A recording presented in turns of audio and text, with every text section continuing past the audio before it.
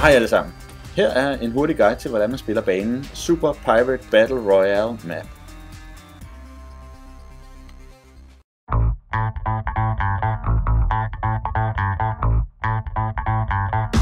Der er 2 skibe. Det handler om at skyde fjendens skib ned, og de skal skyde dig.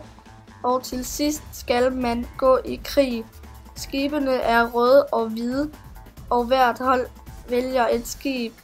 Der er ikke noget farligt i vandet. Det tager lang tid at svømme fra det ene skib til det andet.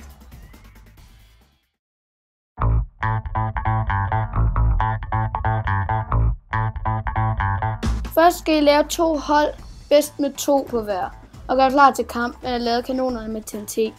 Jeres mål er at ødelægge fjendens skib med de 4 kanoner. I bestemmer selv, hvornår I starter. Hvis jeres kanoner går i stykker, skal du svømme over og dræbe fjenden. Der er 2 guldsværd i kaptajnens kahyt. Der er seng under dækket til, hvis I skal holde pause. Lad altid kanonerne med TNT i pauserne. Skal I altså gøre klar til, hvis jeres pause stopper. Hvis jeres skib går i stykker, så brug træet til at bygge både og crafting tables. Måske træsværd, altså hvis kanonerne går i stykker igen. Alle skal være survival eller game mode 0. I kan også godt skrive game mode S, for S det står for survival.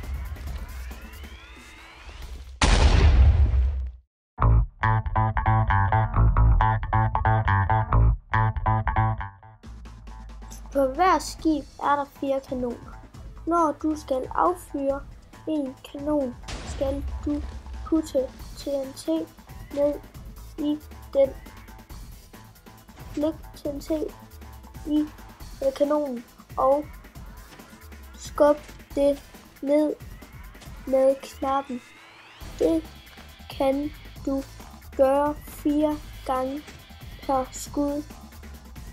Læg derefter TNT i kanonens top.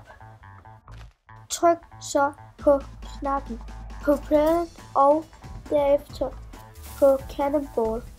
Jo længere du venter med at trykke på cannonball, jo længere flyver kanonkuglen. Men hvis du venter for længe, eksploderer kanonen.